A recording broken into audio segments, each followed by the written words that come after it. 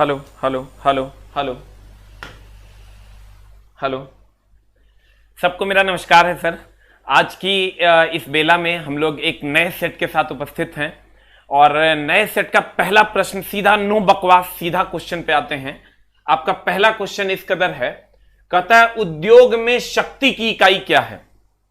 आपका क्वेश्चन है सर, उद्योग में शक्ति की इकाई क्या है। तो चला यहां अगर दे देता कि उद्योग में नहीं, अगर देखो दो बातें हैं, अगर कह देता शक्ति की इकाई क्या है, ध्यान दीजिएगा, अगर कह देता शक्ति शक्ति शक्ति की इकाई, शक्ति की इकाई है, शक्ति की इकाई है तो कहते वाट है। और अगर कहता उद्योग में शक्ति की इकाई है, इसमें लड़का बड़ा भयानक तरीके से वाट मार देता है।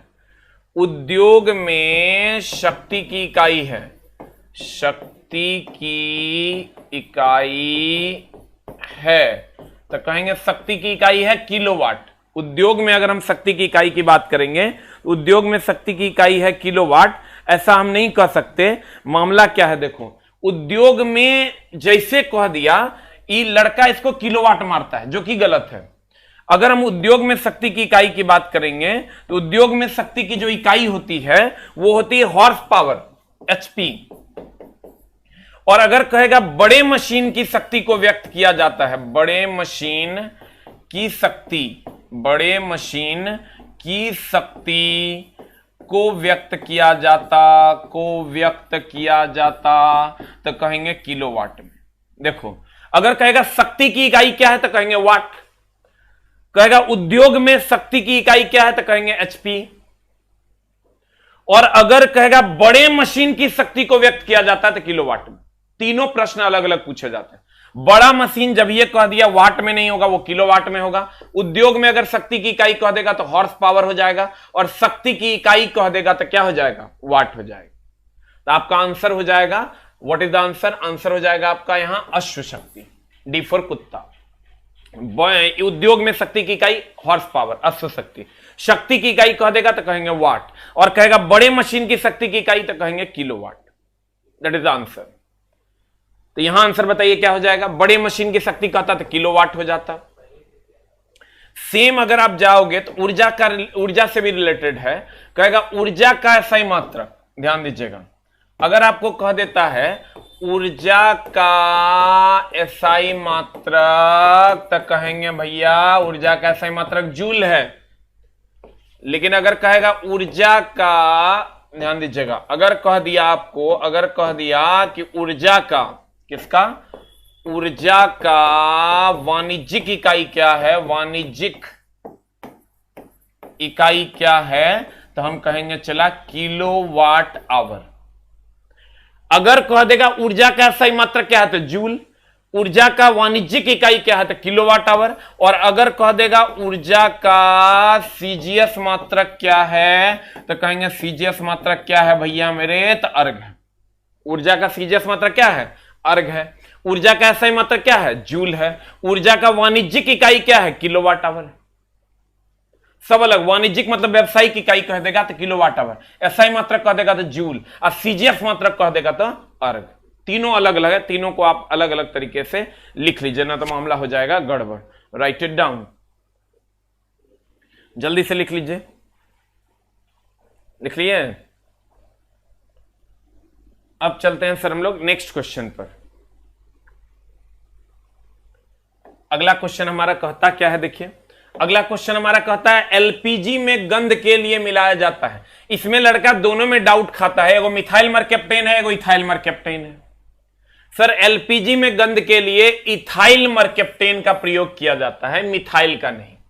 एलपीजी में गंध के लिए इथाइल मरकैप्टेन का प्रयोग किया जाता है, लेकिन अगर इथाइल मरकैप्टेन नहीं रहे तो इसका सेकंड आंसर हो जाएगा मिथाइल मरकैप्टेन।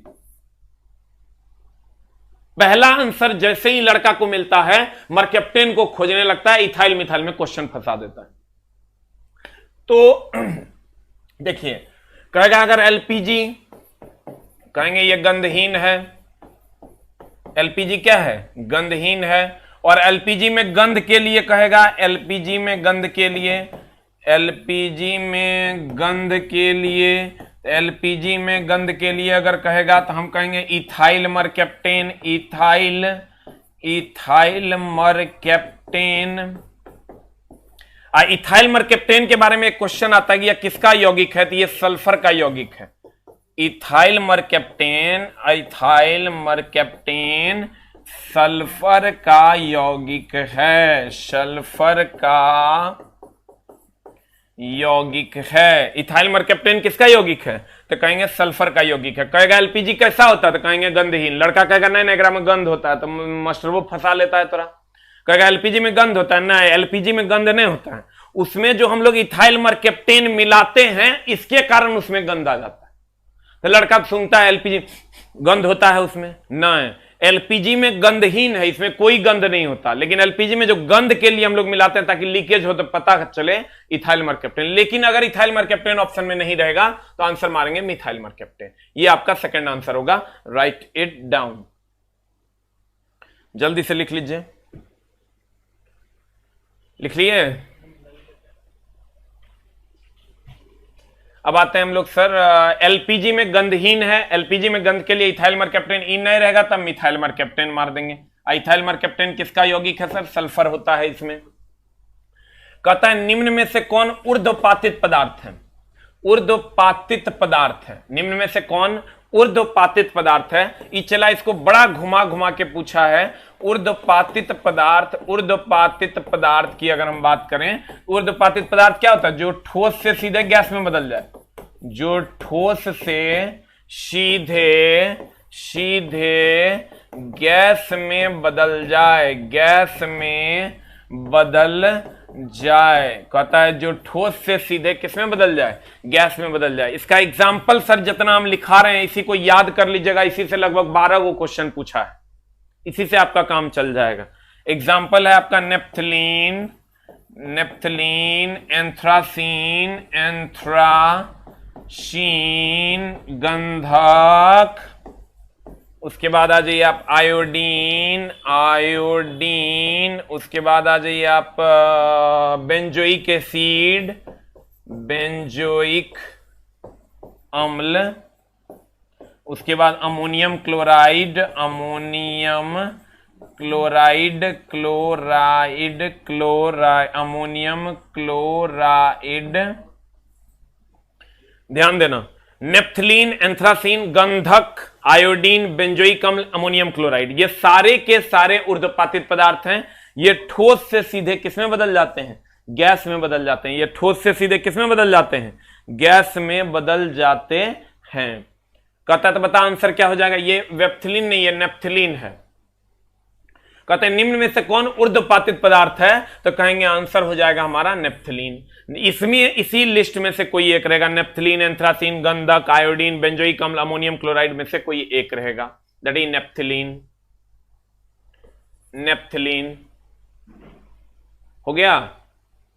जो ठोस से सीधे गैस में, कल हम पढ़े थे सर गैस से ठोस में बदल जाएगा डिपोजिशन, लेकिन जब ठोस से सीधे गैस में बदल जाएगा तो इसको हम ऊर्ध्वपातित पदार्थ कहते हैं और यह घटना ऊर्ध्वपातन कहलाती है। इसमें आपका नेप्थलीन, एंथ्रासीन, गंधक, आयोडीन, बेंजोइक अम्ल, अमोनियम क्लोराइड, इसी से आपका 12 क्वेश्चन बन जाएगा, बना के देख लेना। द नेक्स्ट वन इज, अगला हम चलें। अगला है आपका सर ध्वनि प्रदूषण में डैश में मापा जाता है। इसको दो तरीके से पूछा है।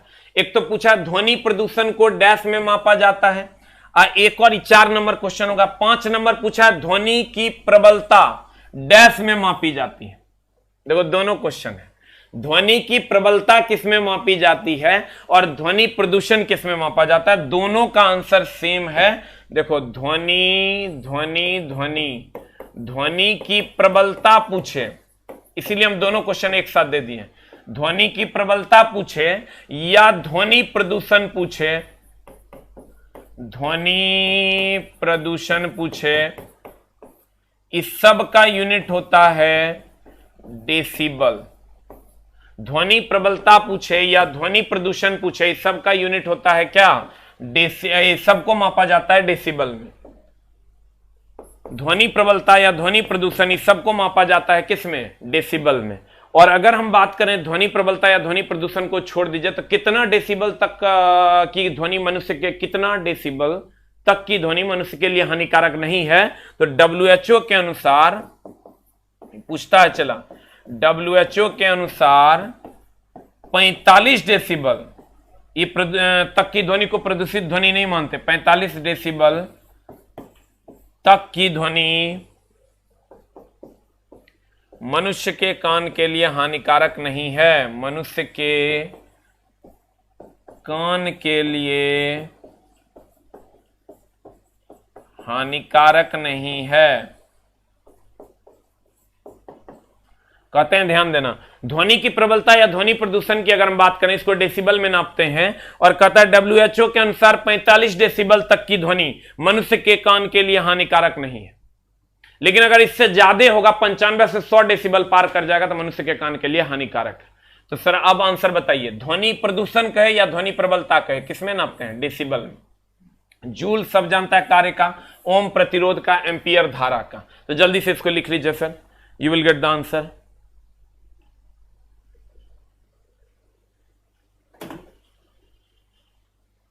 ध्वनि की प्रबलता या ध्वनि प्रदूषण को डेसिबल में नापते हैं। WHO के अनुसार 45 डेसिबल तक की ध्वनि मनुष्य के कान के लिए हानिकारक नहीं है, मतलब प्रदूषित ध्वनि नहीं माना जाता है। यहां आंसर बताइए क्या हो जाएगा? डेसिबल हो जाएगा। हैंडराइटिंग चलाते नहीं, उम्र गड़बड़ है, मैनेज कर लेना। अगला, ध्वनि की प्रबलता कहे या प्रदूषण कहे तो हम लोग डेसिबल में ही नापते हैं। प्रतिध्वनि, बार बार सुनाई देना, बार बार सुनाई देना, बार बार सुनाई देना हम लोग प्रतिध्वनि कहते हैं, बार बार सुनाई देना। आवृत्ति समझ ही रहे हो, एकांक समय में दोलन की संख्या, हर्ट्ज आवृत्ति का SI मात्रक है। तो हम कहना यह चाह रहे थे कि ध्वनि प्रदूषण कहे या ध्वनि प्रबलता कहे, इसका SI मात्रक डेसिबल ही होगा। ठीक है, अब देखिए अगले में आते हैं। कहता है एक ऊष्मागतिकी प्रणाली में वह प्रक्रिया जिसमें आयतन अस्थाई रहता है वह डैश प्रक्रिया कहलाता है। देखो तुमको क्या क्या इसमें क्वेश्चन पूछेगा, अस्थाई रहता या नियत रहता, क्या बात है, नियत रहता पूछे, नियत रहता, अस्थाई रहता, या पूछे नहीं बदलता। एक के बात है, नहीं बदलता। देखो यहां हम इसका परिवर्तन का लिस्ट बना देते हैं, कौन कौन सा परिवर्तन है, एकदम आराम से चला। एक है तुम्हारा जो लिस्ट में पहला, जैसे सम लग गया, सम मतलब होता है बराबर, समतापीय मतलब होंगे, कहेंगे ताप बराबर, ताप नहीं बदलेगा, ताप नियत रहेगा, ताप स्थायी रहेगा, ताप नहीं बदलेगा। उसके बाद दूसरा सममितीय, सममितीय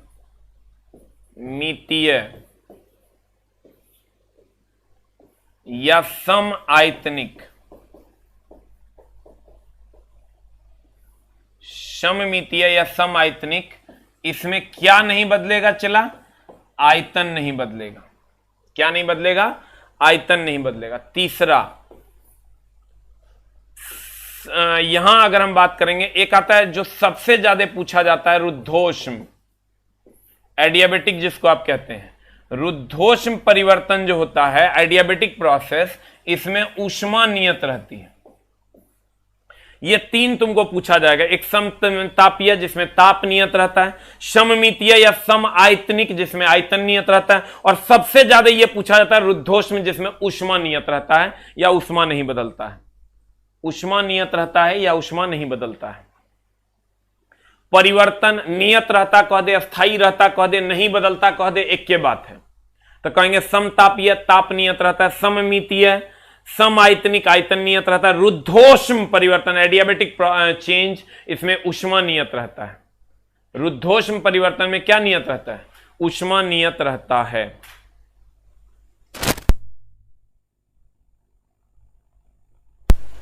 रुद्धोष्म परिवर्तन की अगर हम बात करें तो हम कहेंगे इसमें ऊष्मा नियत रहता है। इस सबसे ज्यादा यही पूछा जाता है कि बताइए रुद्धोष्म परिवर्तन में क्या नियत रहता है, कहेंगे ऊष्मा नियत रहता है। यहां सममितीय या सम आयतनिक कह देगा तो आयतन नियत रहेगा, समतापीय में ताप नियत रहेगा। अब क्वेश्चन आप बना लीजिए, आपका बन जाएगा।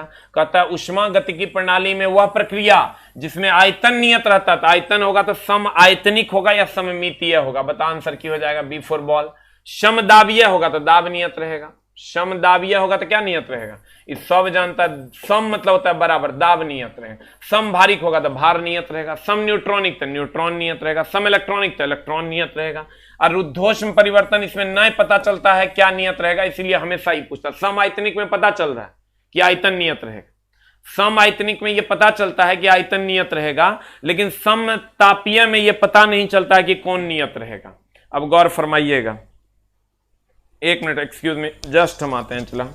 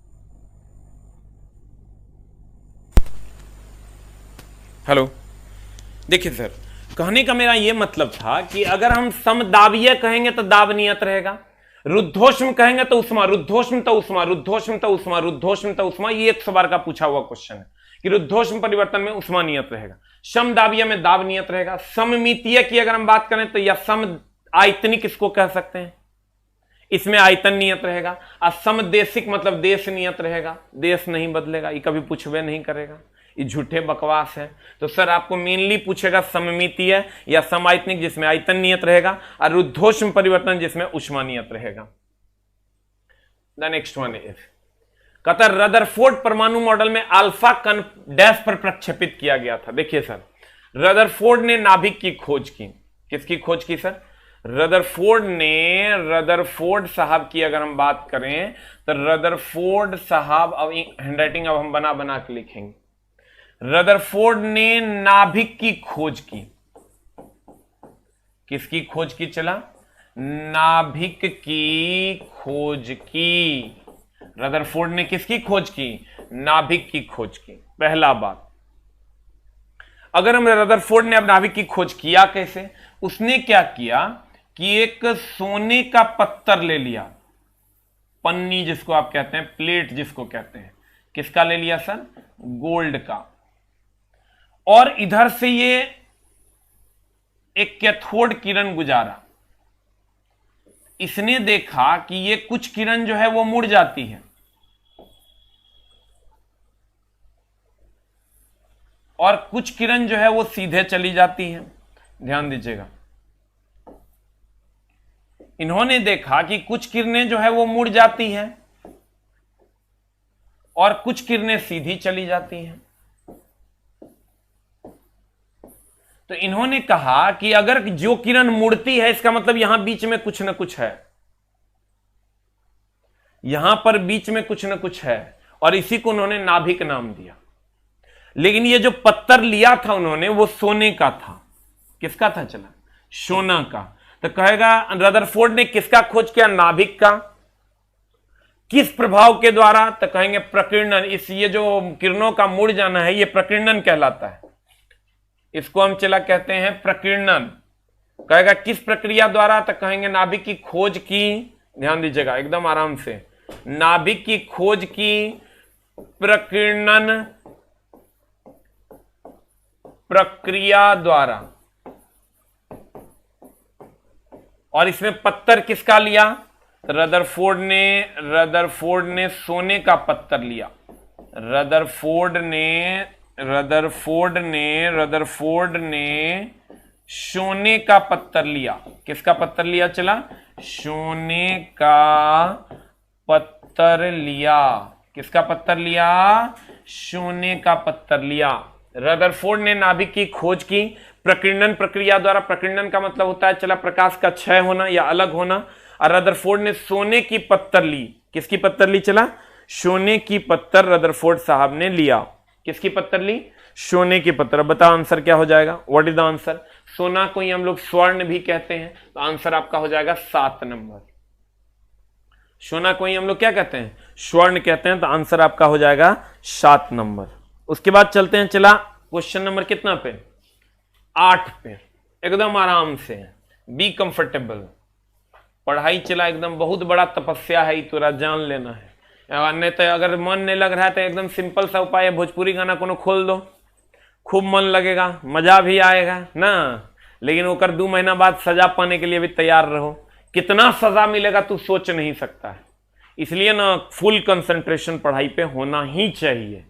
कहते हैं निम्नलिखित तत्वों में से किसमें कुल 3 कोष और बाहरी कक्षा में 8 इलेक्ट्रॉन है?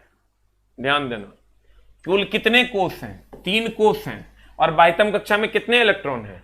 8 इलेक्ट्रॉन है। तो जब ये 8 इलेक्ट्रॉन बाह्यतम कक्षा में कह दिया, मतलब अक्रिय गैस हीलियम को छोड़ के सब हो जाएगा। नियॉन हो जाएगा, आर्गन हो जाएगा, क्रिप्टॉन हो जाएगा, जेनॉन हो जाएगा, रेडॉन हो जाएगा। इस सब में तो 8 इलेक्ट्रॉन। 8 कह दिया मतलब अक्रिय गैस हो जाएगा। 8 कह दिया मतलब अक्रिय गैस। तुम कहेगा नहीं मास्टर हम नहीं मानते हैं, तो तुरा हम एक और जुगाड़ बता देते हैं। देखो कैसे, तुम याद रखो इलेक्ट्रॉनिक कॉन्फ़िगरेशन अगर आप पढ़े होंगे तो 2 8 8 18। आप कहोगे ये क्या है सर? जैसे तुम ले लो अल्युमिनियम, अल्युमिनियम होता है 13, तो 13 को सजाओगे इसमें तो 2 इलेक्ट्रॉन इसको दे दो। ध्यान देना एकदम आराम से, 13 को सजाओगे 2 इलेक्ट्रॉन इसको दोगे, 8 इसको दोगे, 10 बच गया 3, तो 3 इसको दे दो 13। तो देखो 3 को कोष का हुआ, कक्षा का हुआ, 1 2 3। इसमें देते जाएंगे, जहां भर जाएगा वहां रुक जाएंगे, जहां भर जाएगा वहां रुक जाएगा। ऑर्डर रहेगा 2 8 8 18, 2 8 8 18। तुमको कक्षा 1s2 2s2 2p6 करने की जरूरत नहीं है। अब अगर मान लो कि अल्युमिनियम के बाद हमको फास्फोरस मिल गया। फास्फोरस का कितना होता है एटॉमिक नंबर? 15। 15 होता है तो क्या हो जाएगा? 2 एकरा में दे दिए, 8 एकरा दे दिए और 7 एकरा दे दिए, तो 2 8 7 हो गया। उसके बाद आपका क्या होता है सर? उसके बाद आपका हो गया सल्फर 16। ये भी हो जाएगा 2 8 10 और 6 16। ध्यान से देखना, ये 15 है तो 8 2 10 और 5 ना होगा रे। 8 2 10 10 और 5 15। उसके बाद हो गया आर्गन। आर्गन होता है चला 18। 18 होगा तो 2 8 10 8 18। तो देखो तो कितना हो गया। बाह्यतम कक्षा में अगर 3 को कहता तो अल्युमिनियम आंसर होता, 5 को कहता तो फास्फोरस आंसर होता, 6 को कहता तो सल्फर आंसर होता, 8 को कह रहा है तो क्या आंसर होगा? Argon. You will get the answer. कैसे करेंगे? चला यही ऑर्डर खाली याद रखना, 2 8 8 18, 2 8 8 18, 2 8 भरते जाएंगे। अगर मान लो मेरे पास 13 गो है तो 2 गो एकरा दिए, 8 10, 3 गो एकरा दे दिए 13। अगर मान लो 15 गो है तो 2 गो एकरा दिए, 8 10, 5 गो एकरा दे दिए 15। 16 गो है तो 2 8 10, 6 गो एकरा दे दिए 16। 18 गो है तो 2 8 10 8 18। बता आंसर क्या हो जाएगा? What is the answer? Answer हो जाएगा आपका आर्गन। अगर कहता है ऐसा कौन है जिसके बाह्यतम कक्षा में 3 गो था, अल्युमिनियम आंसर हो जाता है। ऐसा कौन है जो फास्फोरस है, बाह्यतम कक्षा में 5 है, फास्फोरस हो जाता, 6 है तो सल्फर हो जाता। You will get the answer.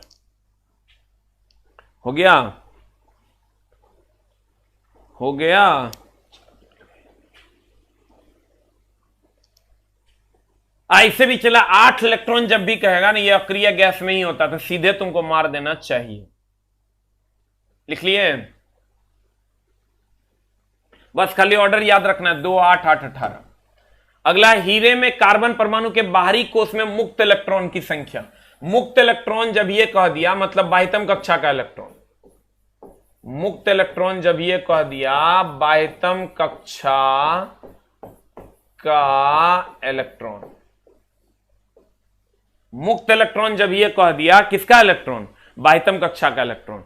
तो कहता है हीरे में कार्बन, जैसे हीरे में कार्बन कर दिया, पहले तो हीरा हीरा नहीं, कार्बन का दूसरा रूप है कि बाहरी कोष में मुक्त इलेक्ट्रॉन। मुक्त इलेक्ट्रॉन मतलब बाह्यतम कक्षा का इलेक्ट्रॉन। तो तुमको वही करना है। चला 2 8 8 18। हम चला उसी ऑर्डर में लाते हैं कि कोई एक टॉपिक ले, उसका 2 क्वेश्चन हो। 2 क्वेश्चन में पहले में कुछ क्लियर होगा, दूसरे में पूरा क्लियर हो जाएगा। तो कार्बन कह रहा है, कहता है हीरे के कार्बन परमाणु के बाहरी कोष में मुक्त इलेक्ट्रॉन। मुक्त इलेक्ट्रॉन किसको कहते हैं? बाह्यतम कक्षा का इलेक्ट्रॉन। तो बाह्यतम कक्षा कार्बन हो गया C6 होता है। तो सजाओगे तो 2 गो एकरा दोगे और 4 गो तब एकरा दे दोगे। तो बाह्यतम कक्षा में उपस्थित इलेक्ट्रॉन है 4। तो यही जो हो गया ये बाह्यतम कक्षा का इलेक्ट्रॉन हो गया। बाह्यतम कक्षा का इलेक्ट्रॉन। अब बाह्यतम कक्षा के इलेक्ट्रॉन को ही हम चला मुक्त इलेक्ट्रॉन कहते हैं। कौन इलेक्ट्रॉन कहते हैं? मुक्त इलेक्ट्रॉन कहते हैं। बाह्यतम कक्षा का इलेक्ट्रॉन। अब बाह्यतम कक्षा का इलेक्ट्रॉन को ही हम क्या कहते हैं? मुक्त इलेक्ट्रॉन कहते हैं। तो बताइए बाह्यतम कक्षा का इलेक्ट्रॉन मुक्त इलेक्ट्रॉन बराबर कितना हो जाएगा? 4। इसी में कभी कभी क्या किया है, कह दिया है, क्वेश्चन पूछ दिया है कि बताइए ऐसा वह तत्व जिसने सबसे अधिक यौगिक उपलब्ध हैं उसके बाह्यतम कक्षा में कितने इलेक्ट्रॉन हैं। तो जब सबसे अधिक यौगिक कह दिया इसका मतलब कार्बन का सबसे अधिक यौगिक है। तो आंसर 4 मारें। या एक और क्वेश्चन पूछा, वह तत्व जो सबसे लंबा चेन बनाता है उसमें बाह्यतम कक्षा में कितने इलेक्ट्रॉन? तो सबसे लंबा चेन कार्बन बनाता है तो उसमें भी 4 हो जाएगा। पहले इसको लिख लो फिर बतिया लेते हैं। जल्दी लिख लिए? Right it down. लिख लिए? एकदम चला लिखोगे तो कम से कम 3 से 4 गुना ज्यादा फायदा होगा। मुक्त इलेक्ट्रॉन लिख लो, बाह्यतम कक्षा का इलेक्ट्रॉन, ऑर्डर 2 8 8 18। अब देखो इसमें जो तुमको भाई मेरे पूछेगा वो क्या पूछेगा, ध्यान देना। तुमको कहेगा तत्व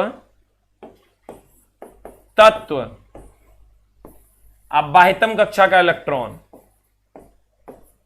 बाह्यतम कक्षा का इलेक्ट्रॉन। जो अगर तुम डायरेक्ट ध्यान में रखना चाहते हो तो कार्बन पूछ दे, कार्बन पूछ देगा, हीरा पूछ देगा, कोई हंसी मजाक नहीं, सिर्फ पढ़ाई। ग्रेफाइट पूछ देगा, फुलरीन पूछ देगा, ध्यान देना, ग्रेफाइट पूछ देगा, फुलरीन पूछ देगा। फुलरीन चलो इसको आप इग्नोर भी कर सकते हो क्योंकि फुलरीन वेरिएबल होता है। कार्बन, हीरा और ग्रेफाइट पूछ देगा। बाह्यतम कक्षा में उपस्थित इलेक्ट्रॉन हो जाएगा 4। या इसी में कह देगा सबसे अधिक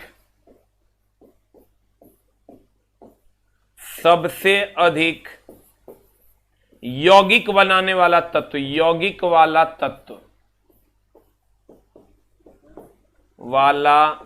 तत्व, या पूछ देगा सबसे लंबा चेन वाला तत्व, सबसे लंबा चेन बनाने वाला तत्व।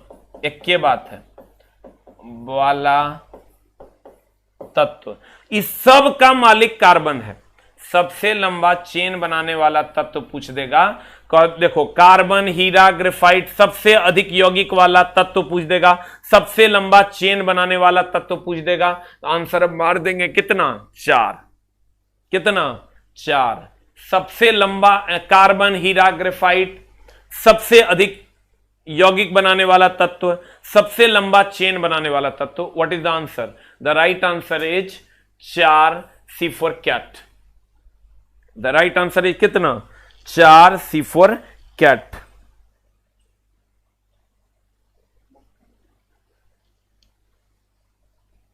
हो गया? इसका आंसर ठीक कर लेना। इसका आंसर होगा 4। हो गया। मुक्त इलेक्ट्रॉन दैट इज बाह्यतम कक्षा का इलेक्ट्रॉन।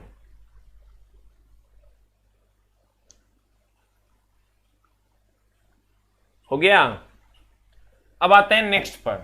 कहता है टूथपेस्ट के रासायनिक, ध्यान देना, टूथपेस्ट की सामग्रियों में से एक नहीं है। बता क्या नहीं होगा? टूथपेस्ट की सामग्रियों में से एक नहीं है।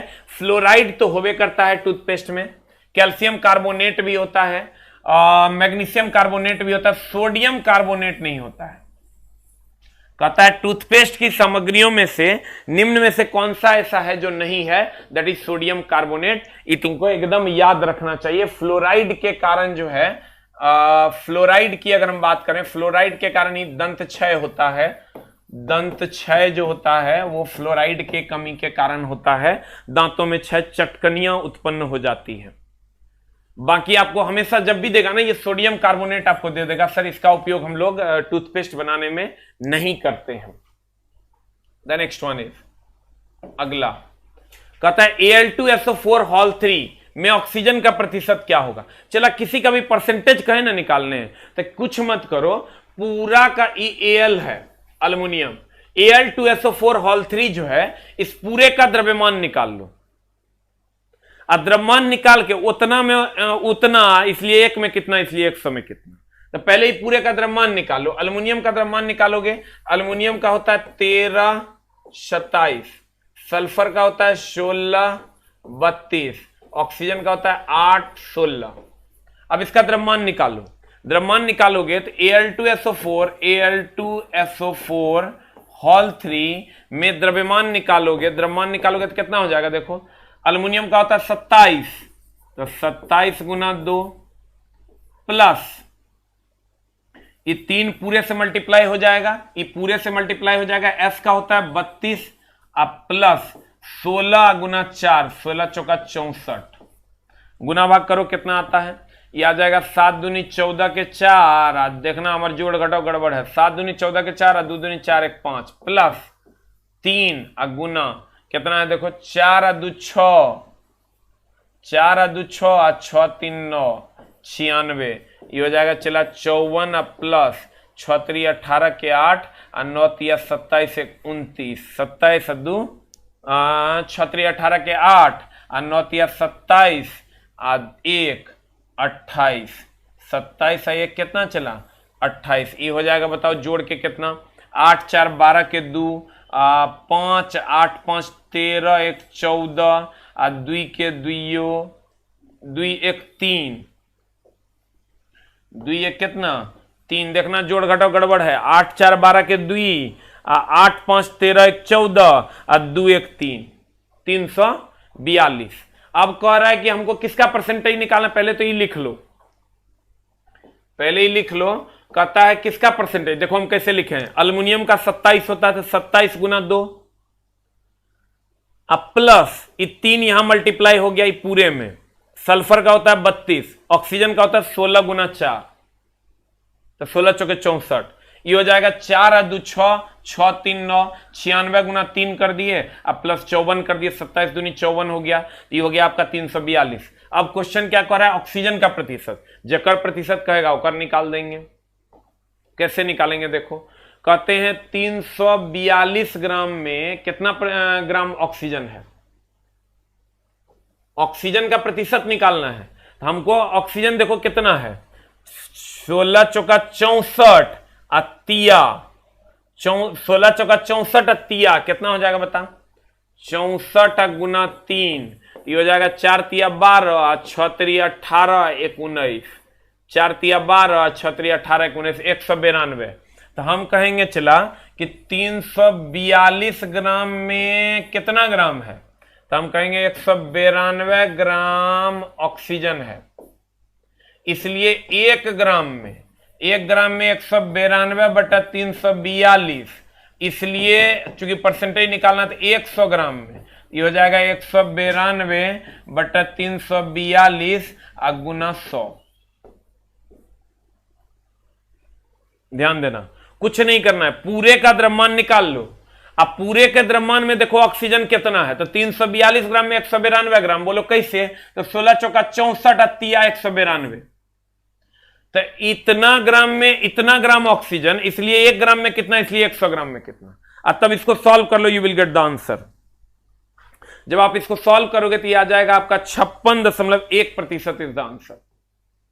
फिर से देख लो, अल्युमिनियम Al2 किसी में कोई एक कंपाउंड दे दे, उसमें कहे परसेंटेज निकालने के लिए, तो आप क्या कीजिए सर, हम सबसे भारी वाला उठा के दिए हैं, Al2SO4 हॉल 3 है, Al2SO4 हॉल 3 में हमको निकालना है किसका परसेंटेज, तो हम कहेंगे ऑक्सीजन का परसेंटेज। तो पूरे का द्रव्यमान निकालिए 342, जोड़ घटाओ देख लेना, 342 ग्राम में 192 ग्राम है, इसलिए 1 ग्राम में कितना, इसलिए 100 ग्राम में कितना। तो जल्दी से पहले इसको लिख लो, फिर बतिया लेते हैं, राइट इट डाउन। खूब मन लगा के पढ़ चलाना, तो मामला जो तो बोरा में एकदम फुल कंसंट्रेशन तो और पढ़ाई के टाइम होना चाहिए, एक भी लाइन के बकवास ने। लिख लिए, देखो हम एक बार फिर से बताते हैं, अगर अगर अगर इसको हम लोग अलग रखते हैं, ये पार्ट भी हमारा अलग है, जो भी कंपाउंड दे उसमें किसी खास का परसेंटेज मांगे, इस पूरे का द्रव्यमान निकाल लो, उसके बाद उतना ग्राम 342 ग्राम आया, 342 ग्राम में कितना ग्राम ऑक्सीजन है देख लो, इसलिए 1 में कितना, इसलिए 100 में कितना। अगर मान लो, अगर अगर अगर अगर अगर अगर मान लीजिए सर कि हमको क्वेश्चन ये सल्फर से रिलेटेड नहीं पूछता, ऑक्सीजन से रिलेटेड नहीं पूछता, तो ऑक्सीजन से रिलेटेड नहीं पूछता तो सर क्या करते, हमको अगर सल्फर पूछ देता तो हम क्या करते, 342 ग्राम, ध्यान दीजिएगा, 342 ग्राम में कितना सल्फर है, तो सल्फर का होता है चला 32, 32 अतिया, 3 दूनी 6 और 3 तिया 9, तो हो जाएगा 6 और 9, 96 ग्राम सल्फर। देख लो 32 तिया करोगे तो 32 अतिया, तो 32 तिया हो जाएगा, 3 दूनी 6, 3 तिया 9, 96 ग्राम, इसलिए 1 ग्राम में कितना, इसलिए 100 ग्राम में कितना, तो सल्फर का परसेंटेज निकल जाएगा, इसलिए 1 ग्राम में कितना, इसलिए 100 ग्राम में कितना, सल्फर का परसेंटेज निकल जाएगा, हमारा काम हो जाएगा। तो जिसका भी कहे ना पूरे का द्रव्यमान निकाल लो और उतना में कितना, इसलिए 1 में कितना, इसलिए 100 में कितना, लेकिन ये ऐसे नहीं होगा, आगे फिर इसका सवाल लाएंगे तब आपको धीरे धीरे बुझाएगा। कहता है ऑक्सीकरण, ऑक्सीकरण जब ये होगा ना चला, ऑक्सीजन की उपस्थिति में दहन होता है, ऑक्सीजन की उपस्थिति में क्या होता है, दहन, लेकिन ये मामला फंसा दिया है। ऑक्सीकरण अभिक्रिया जो गर्मी और प्रकाश पैदा करता है, जब ये कहेगा गर्मी उत्पन्न करता है, तुम कह देगा ऊष्माक्षेपी, ठीक ना, ध्यान देना। एक होता है ऊष्माक्षेपी, जिसको आप इंग्लिश में कहते हैं एक्सोथर्मिक, एक्सोथर्मिक, ये ऊष्मा देता, और एक होता है ऊष्मा शोषी, इसको हम कहते हैं इंडोथर्मिक, ये ऊष्मा लेता यानी ग्रहण करता, और एक है दहन, दहन में चला कंबशन, ऊष्मा तथा प्रकाश देता। एक क्वेश्चन है उल्टा है, लड़का को जैसे मिला कि उसमें अभिक्रिया गर्मी और प्रकाश देता है, तो गर्मी सब पड़ता है, गर्मी देता ऊष्माक्षेपी, लेकिन चला उष्मा, अभी देखो क्या है, जैसे आग लगाते हैं तो हमको उष्मा भी मिलता है, प्रकाश भी मिलता है, इसी को हम दहन कहते हैं। लेकिन ऊष्माक्षेपी अभिक्रिया की अगर बात करोगे तो जैसे तुम हाथ में सरफ ले लो और उसको पानी में डाल दो, ऊष्माक्षेपी अभिक्रिया, तुमको हाथ में गर्मी लगेगा, क्या उससे प्रकाश निकलता है, नहीं निकलता है। तुम क्या करो भैया मेरे, सल्फ्यूरिक एसिड को पानी में डाल दो, भयानक गर्मी निकलता है, क्या उससे प्रकाश निकलता है, तो जरूरी नहीं कि गर्मी निकलेगा तो प्रकाश निकलवे करेगा। तुम चूना में पानी डाल दो, गर्मी निकलेगा लेकिन प्रकाश नहीं निकलेगा। यहां लेकिन क्वेश्चन चला खाली गर्मी देता तब ऊष्माक्षेपी हो जाता ये, लेकिन यहां कह रहा है गर्मी और प्रकाश देता, इसलिए आंसर हो जाएगा दहन। The right answer is B for ball. गर्मी और प्रकाश देता, द राइट आंसर इज क्या हो जाएगा, दहन बिफोर बॉल। खाली गर्मी देता तब उष्मा छेपी हो जाता, उष्मा देता। उष्मा ग्रहण करेगा तो उष्मा शोषी हो जाएगा, लेकिन अगर कहेगा दहन तो उष्मा और प्रकाश दोनों देता है। द नेक्स्ट वन इज, लिख लिया?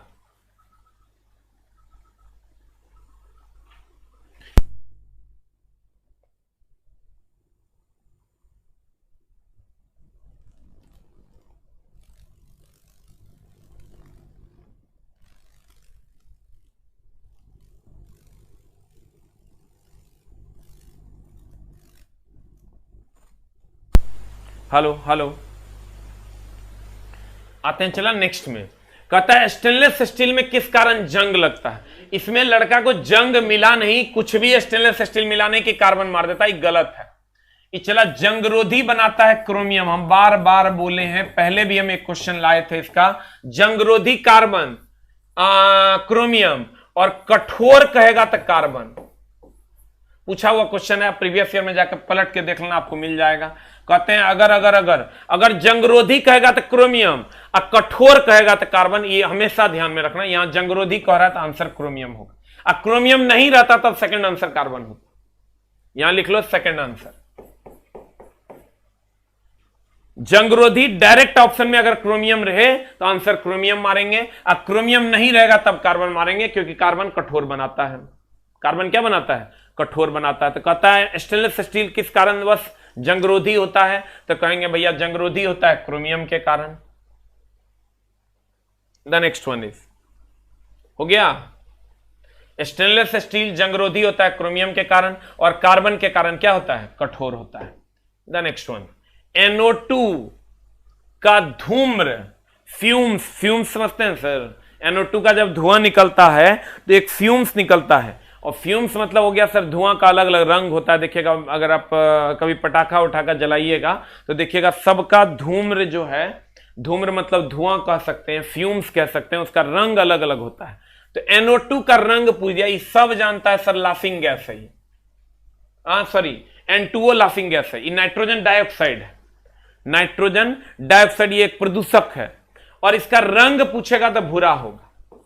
तुम कहेगा और सबका रंग, और सबका रंग नहीं होता, रंगहीन होता है। कार्बन डाइऑक्साइड हो गया, कार्बन मोनोऑक्साइड हो गया, उसका रंग बहुत ज्यादा एक्साइटेड स्टेट में होगा तो काला होता है, तब ना तुमको काला काला धुआं नजर आता है।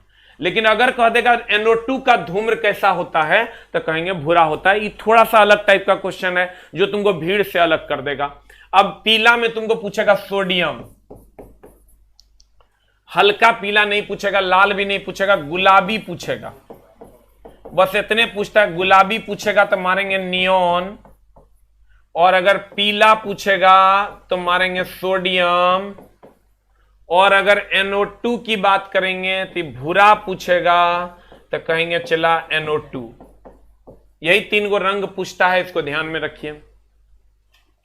भूरा कहेगा तो क्या मारेंगे, NO2।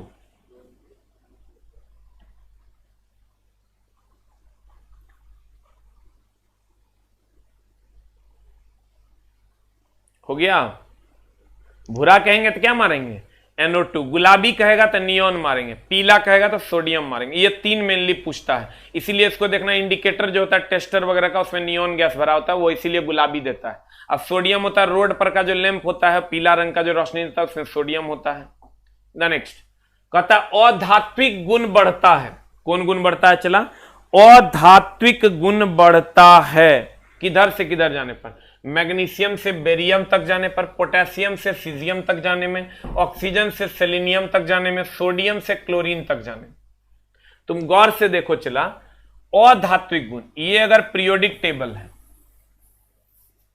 इस पीरियोडिक टेबल में इस साइड है धातु,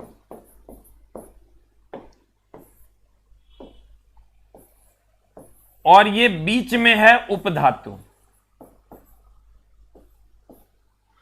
इस साइड है अधातु।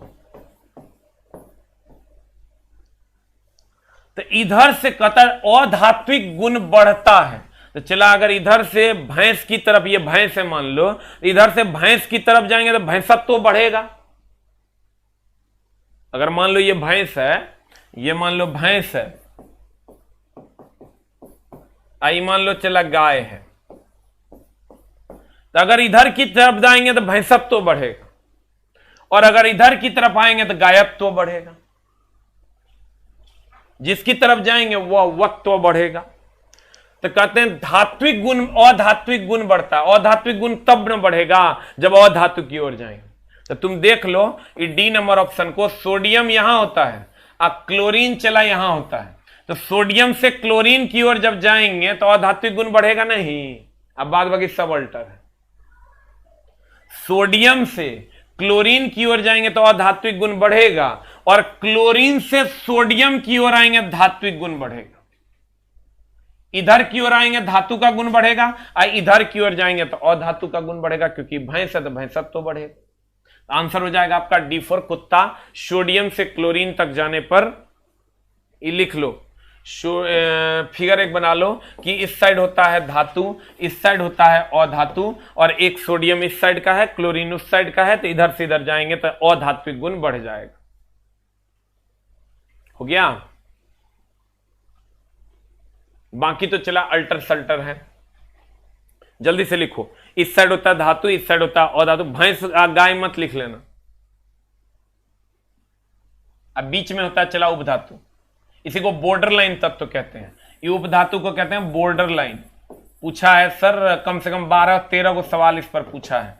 बॉर्डर लाइन कहते हैं इसको, जो धातु और अधातु को अलग करता है। इससे पहले भी क्वेश्चन आया था। बॉर्डर लाइन का काम क्या है? ये धातु और अधातु को अलग करता है। नेक्स्ट कहता है यदि एक तार के माध्यम से प्रवाहित होने वाली विद्युत धारा I है और एक इलेक्ट्रॉन का आवेश E है, तो t सेकंड में प्रवाहित होने वाले इलेक्ट्रॉन की संख्या किसके माध्यम से निर्धारित की जाएगी? इलेक्ट्रॉन की संख्या को सर n से डिनोट करते हैं। इलेक्ट्रॉन की संख्या जब ये कह दिया, इसका मतलब हो गया n का मान निकालना है। q बराबर होता है एक IT, और q बराबर एक और फॉर्मूला आप पढ़े होंगे सर, q बराबर एक और फॉर्मूला होता है Ne। Q क्या है? आवेश है। I धारा है, T समय सब जानता है। Q आवेश है, E इलेक्ट्रॉन पर का चार्ज है, N क्या है? N इलेक्ट्रॉन की संख्या है। N इलेक्ट्रॉन की संख्या है। Q के बारे में तो बताना नहीं, आवेश है। I धारा है, T समय है, E इलेक्ट्रॉन पर का चार्ज है। तो चला यहां Na तो मांग रहा है, LHS बराबर है तो RHS बराबर हो जाएगा, RHS बराबर हो जाएगा तो IT is equal to Ne हो जाएगा। तो N बराबर हो जाएगा IT या बट्टे E। देख लो क्या होगा आंसर। आंसर हो जाएगा तुम्हारा IT बट्टे E। आंसर हो जाएगा क्या? IT बट्टे E। N क्या है? तो इलेक्ट्रॉन की संख्या है। Q बराबर एक फॉर्मूला होता है IT, एक होता है Q बराबर Ne। IT बराबर Ne कर देंगे तो N बराबर IT बाई E हो जाएगा। नहीं जानते हो फॉर्मूला तो जानिए। Q क्या है कहेगा तो Q कहेंगे आवेश है। E क्या है? तो इलेक्ट्रॉन पर का चार्ज है 1.6 into 10 to the power minus 19 coulomb. उसके बाद कौन बच गया? T क्या है? तो समय है। और कोई बचा? I क्या है? तो सब जानता है, धारा है। N क्या है? तो इलेक्ट्रॉन की संख्या है। देखो कहता है यदि एक तार के माध्यम से प्रवाहित होने वाली विद्युत धारा I दिया हुआ है तो I है, इलेक्ट्रॉन का आवेश E है, तो t सेकंड में प्रवाहित होने वाले इलेक्ट्रॉन की संख्या, इलेक्ट्रॉन की संख्या मतलब n, तो हम दो को फॉर्मूला जानते हैं इस पर सर, Q बराबर IT और Q बराबर Ne। तो LHS बराबर होगा तो RHS बराबर हो जाएगा, IT बराबर Ne हो जाएगा, तो n बराबर IT बाई E हो जाएगा। चला रे पढ़ना पड़ेगा, उपाय नहीं बचा है अब तोरा पास 2 महीना। हर वो क्वेश्चन देख जाओ जो तोरा पढ़ना है, ना तो मामला भयानक तरीके से गंभीर फंसेगा। इस 2 महीने के बाद फिर तोरा कोई बचाने वाला नहीं होगा 5 साल तक। अब तुम देख लो कि तोरा की करना है अपने हिसाब से। हो गया? जल्दी से लिख। 100% कंसंट्रेशन, कुछ इधर उधर की बात नहीं, सिर्फ पढ़ाई। हम तो अभी सारे क्लास में चला, चाहे वो ऐप पे ले रहे हैं या न्यूमेरिकल ले रहे हैं या कुछ भी, नो बकवास, सिर्फ पढ़ाई। 1 सेकंड भी अगर तुम्हारा कोई टाइम बर्बाद करता है तो तुम्हारा सबसे बड़ा दुश्मन है, गोली मार दो उसको। अभी नहीं कि सब बात हम बोल रहे हैं तो कहेगा 2 सेकंड तो आप भी कर दिए। हो गया? नेक्स्ट कहता है भोजन के पाचन की प्रक्रिया के दौरान होने वाले ऊर्जा परिवर्तन का प्रकार को बताएं। बताओ, भोजन अगर पचेगा तो क्या होगा? प्रकाश ऊर्जा होता है। भोजन तो पेट में जाता है, लाइट बढ़ने लगता है। एगो रासायनिक ऊर्जा को प्रकाश ऊर्जा में, तो इहो नहीं होगा, इहो नहीं होगा। एगो यांत्रिक ऊर्जा, जब भोजन पचाते हैं हम लोग तो यांत्रिक का मतलब होता है हिल डोल करना, भुजा द्वारा, भुजा मतलब आपकी बाहों द्वारा, यानी यूं कहें कि भुजा द्वारा किया गया कार्य, भुजा द्वारा किया गया कार्य, भुजा द्वारा किया गया कार्य जो होता है वो यांत्रिक कार्य होता है। तो भोजन पचाने में भुजा द्वारा कार्य होता है, पेट में दे देता है, ऐसे कोपता है। तो आंसर क्या हो जाएगा बता, रासायनिक ऊर्जा से उष्मा ऊर्जा में बदल जाता है और वही उष्मा ऊर्जा हम लोग सर गेन कर लेते हैं। तो जो हम लोग खाते हैं वो रसायन है और उसी को हम लोग उष्मा ऊर्जा में जनरेट कर लेते हैं, तो उसी को सर हम लोग यूज कर लेते हैं अपने शरीर में। तो आंसर हो जाएगा तुम्हारा, ये तो होगा नहीं, यांत्रिक होता है भुजाओं द्वारा किया गया कार्य, तो ये होगा नहीं। प्रकाश सर खाने से मिलता नहीं है, इसलिए सी और डी नहीं होगा। तो आंसर हो जाएगा ए फॉर एप्पल। आंसर क्या हो जाएगा, ए फॉर एप्पल। लिख लिए, यांत्रिक ऊर्जा लिख लो, भुजाओं द्वारा किया गया कार्य, जैसे स्थितिज ऊर्जा, गतिज ऊर्जा। मानव शरीर में कंठ को क्या कहा जाता है, मानव शरीर में कंठ को क्या कहा जाता है, एकदम सिंपल है, चला वॉइस बॉक्स कहा जाता है। अनुनादक तंतु वो होता है जो अनुनाद उत्पन्न करता है, अनुनाद मतलब होता है रेजोनेंस, अनुनाद, अनुनाद उत्पन्न करता। आप कहेगा अनुनाद क्या है, तो कह सकते हैं गूंज उत्पन्न करता, गूंज उत्पन्न करता, इसको हम कहते हैं अनुनाद, गूंज उत्पन्न करता। स्पंद तुम जानिए रहा होगा, स्पंद का मतलब अप डाउन होना, ये भी कुछ खास, थायरोरी टेनॉइड कुछ खास नहीं है आपके लिए। अनुनाद तंतु होता है जो गूंज उत्पन्न करता है। मानव शरीर में कंठ में सर वॉइस बॉक्स होता है जिसके द्वारा हम लोग सर बोल पाते हैं। द नेक्स्ट वन इज, अगला क्या है, मनुष्यों में पाया जाने वाला श्वसन पिगमेंट क्या है। मनुष्यों में जो पाया जाने वाला चला श्वसन पिगमेंट है वो है हीमोग्लोबिन। आप पढ़े होंगे हीमोग्लोबिन ऑक्सीजन का वहन करता है, ऑक्सीजन का वहन करता है। कहते हैं मनुष्यों में पाया जाने वाला श्वसन पिगमेंट क्या है, तो हीमोग्लोबिन। क्यों, क्योंकि ऑक्सीजन का वहन करता है।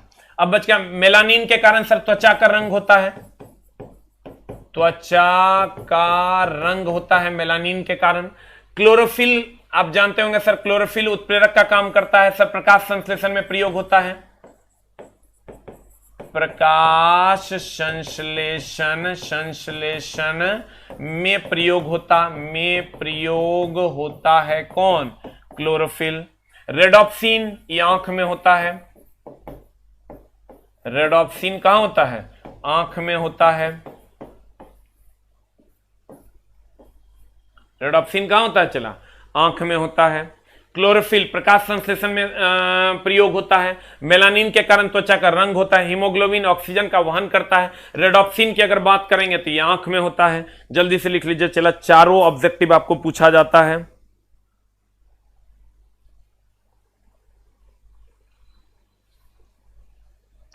हो गया, मेलानिन के कारण त्वचा का रंग होता है, क्लोरोफिल प्रकाश संश्लेषण में मदद करता है, रेडॉप्सिन आंख का भाग है, हीमोग्लोबिन ऑक्सीजन का वहन करता है। कह मनुष्य में पाए जाने वाला श्वसन, श्वसन मतलब ऑक्सीजन, ऑक्सीजन का वहन कौन करता है, haemoglobin. You will get the answer. The next कहता है कंप्यूटर सिस्टम में जिसे किसी भी भंडारण यंत्र की आवश्यकता नहीं होती है, चला रहे उसे हम एनालॉग कहते हैं। ये जो हाइब्रिड या डिजिटल है इसको भंडारण यंत्र की एकदम आवश्यकता होता है। तीसरा पीढ़ी में तो खाली भंडारने का जरूरत था। ये जो अब लोग हम लोग करते हैं ये एनालॉग है, ये आपका क्लाउड कंप्यूटिंग का ही एक पार्ट है मेनली। इसमें सारे डेटा को आप ऑनलाइन स्टोर कर लेते हैं और इसमें अब जैसे आप देखिएगा क्लाउड वगैरह आता है, आई क्लाउड वगैरह आईफोन सब में आता है, सैमसंग में भी क्लाउड आने लगा है। उसमें जो भी आप डेटा सेव करते हैं या फोटो सेव करते हैं, आपके मोबाइल में फोटो है या फिर आपके मोबाइल में किसी का कॉन्टैक्ट नंबर है, वो किसी खास आईडी पे जाके सेव हो जाता है। उसके लिए स्टोरेज डिवाइस की जरूरत नहीं होती है। इसको हम एनालॉग कंप्यूटिंग कहते हैं। इसको हम क्या कहते हैं, एनालॉग कंप्यूटिंग कहते हैं। तो आंसर हो जाएगा आपका एनालॉग। अब कहते हैं चला एक बार रिवीजन कर लेते हैं। श्वसन पिगमेंट जैसे कह देगा हीमोग्लोबिन हो जाएगा क्योंकि हीमोग्लोबिन ऑक्सीजन का वहन करता है। अगला, मानव शरीर में कंठ जब ये कर देगा तो वॉइस बॉक्स हो जाएगा। अनुनाद का मतलब होता है गूंज उत्पन्न करना। और ईसर भोजन क्या करता है? भोजन प्रकाश तो उत्पन्न करेगा नहीं, तो ईसर ये दोनों गया। यांत्रिक का मतलब होता है भुजाओं द्वारा किया गया कार्य, तो भोजन में होता नहीं, तो एक ऑप्शन बच गया। रासायनिक ऊर्जा को किस में? उष्मा ऊर्जा में। आई सर एक को दो फॉर्मूला होता है, क्यू बराबर आई टी, क्यू बराबर एन ई, और ये दोनों को बराबर कर देंगे तो एन का वैल्यू आ जाएगा आई टी बाई, मार देंगे आंसर। अधात्विक गुण, इधर होता है धातु, इधर होता है अधातु, तो इधर सोडियम है, इधर क्लोरीन की ओर जाएंगे, इस 7th में है। अगर आप पीरियोडिक टेबल पढ़े हैं तो इधर से इधर जाने पर अधात्विक गुण बढ़ता है, आंसर हो जाएगा आपका डी फॉर डॉग। अगला NO2, हम बोले तीनों का रंग याद रखना है, गुलाबी रंग होता है नियोन का, पीला रंग होता है सोडियम का, भूरा रंग होता है NO2 का, तो आंसर हो जाएगा भूरा। द नेक्स्ट, स्टेनलेस स्टील में किस कारणवश जंगरोधी बना? जंगरोधी बनाने के लिए हम लोग क्रोमियम, और कठोर बनाने के लिए कहता तब कार्बन। द नेक्स्ट, ऑक्सीकरण अभिक्रिया में गर्मी खाली कहता तो उसमें छेपी हो जाता, लेकिन गर्मी और प्रकाश कह रहा इसलिए दहन हो जाएगा। द नेक्स्ट, इसमें अगर किसी का भी परसेंटेज कहें, चला पूरे का द्रव्यमान निकाल लो, इतना में इतना, इसलिए 1 में कितना, इसलिए 100 में कितना। द नेक्स्ट, टूथपेस्ट में क्या नहीं होता? चला सोडियम कार्बोनेट नहीं होता है। हीरे में कार्बन परमाणु के बाहरी कोष में मुक्त इलेक्ट्रॉन की संख्या मतलब बाह्यतम कक्षा में उपस्थित इलेक्ट्रॉन की संख्या। अब सर मुक्त कार्बन कहे, हीरा कहे, ग्रेफाइट कहे, सबसे अधिकतम यौगिक बनाने वाला तत्व कहे, सबसे लंबा चेन बनाने वाला तत्व कहे, इस सब में होता है कितना? 4, क्योंकि सब का मतलब हो गया कार्बन। इसमें कुछ नहीं करना, 2, 8, 8, 18 के टर्म में लिख दो, और जिसमें बाह्यतम कक्षा में उपस्थित इलेक्ट्रॉन मिल जाएगा। इसे भी 8 कह दिया तो यहीं पर अक्रिया गैस हो जाएगा आंसर। अगला है तुम्हारा रदरफोर्ड के परमाणु मॉडल में किसका? सोने का पत्थर लिया गया था। नाभिक का खोज किया था रदरफोर्ड चचा ने। उष्मा गतिकी की प्रणाली की वह प्रक्रिया जिसमें आयतन होगा तो सममितीय या समायतनिक हो जाएगा, और समतापीय में ताप नियत होगा, रुद्धोष्म परिवर्तन में उष्मा नियत रहेगा। द नेक्स्ट, कहता ध्वनि की प्रबलता कहेगे, ध्वनि का प्रदूषण कहे, डेसिबल में नापते हैं। ध्वनि की प्रबलता या ध्वनि का प्रदूषण डेसिबल में नापते हैं। चौथा वही है ध्वनि का प्रदूषण। नेक्स्ट, निम्न में से कौन ऊर्ध्वपातित मतलब चला ठोस सीधे गैस में बदलेगा, ऊर्ध्वपातित। गैस ठोस में बदल जाएगा, उसको हम डिपोजिशन कहते हैं। ऊर्ध्वपातित पदार्थ इतने हैं, नेफ्थलीन है, एंथ्रासीन है, गंधक है, आयोडीन है, बेंजोइक अम्ल है, अमोनियम क्लोराइड। नेक्स्ट, एलपीजी में गंध, एलपीजी कहेगा कैसा है तो लोग मार देता है गंध युक्त है, नहीं गंधहीन है। एलपीजी में कोई गंध नहीं होता, लेकिन एलपीजी में गंध के लिए हम लोग इथाइल मरकेप्टेन देते हैं। अगर इथाइल मरकेप्टेन ऑप्शन में नहीं रहे तो नॉन ऑफ दीज नहीं मारना, तब आंसर मिथाइल मरकेप्टेन हो जाएगा। और कहेगा मरकेप्टेन किसका यौगिक है तो कहेंगे सल्फर का। उद्योग में शक्ति की इकाई कहेगा अश्वशक्ति, कहेगा शक्ति की इकाई खाली पूछेगा तो वाट, और कहेगा बड़े मशीन की शक्ति की इकाई तो कहेंगे किलोवाट। द नेक्स्ट, ये था सर हमारा आज का सेट। उम्मीद करते हैं आपको अच्छे अच्छे प्रश्न मिलेंगे, और ऐसे ही हम सर आपकी सेवा करते रहेंगे। लेकिन कंडीशन सप्लाई 2 महीना आप हर चीज को भूल जाइए सर, और सिर्फ पढ़ाई कीजिए और कुछ नहीं, सिर्फ और सिर्फ पढ़ाई, इसके अलावा कुछ नहीं। इस दिमाग में डाल लो, हम भी आएंगे तो नो बकवास। अगर तुम्हारा जितना टाइम लेंगे कुछ ना कुछ तुमको सिखा ही देंगे, ठीक है। और सर एक लाइन का बात है, ऐसा नहीं कि तुम बोर्ड पर देखोगे तो बड़का ज्ञाता हो जाओगे, रेगुलर स्टडी करोगे तभी तुम्हारा काम हो। हमारे पास चला जितनी वैकेंसी है रेलवे की ना, उससे ज्यादा हमने एडमिशन ले रखा है, लेकिन होगा क्या, उसमें से 80% बच्चे इर्रेगुलर हैं, होते ही हैं बच्चे, मतलब इर्रेगुलर होवे करेंगे। वो आज देखेंगे कल नहीं, कल देखेंगे परसों नहीं, लेकिन ऐसा नहीं होता है। जब आप पहली बार किसी चीज को देखते हैं 2% बुझाता है, दूसरी बार में 20%, तीसरी बार में 80%, चौथा बार में 100%। तुम पहले दिमाग में एडजस्ट रखता है 100% हुआ तो समझ में आया, नहीं हुआ तो नहीं आया। जिंदगी में कभी पढ़ाई नहीं हो सकती। पढ़ने के लिए चला पेशेंस चाहिए, पहली बार में बहुत कम बुझाएगा, धीरे धीरे धीरे करके बुझाएगा।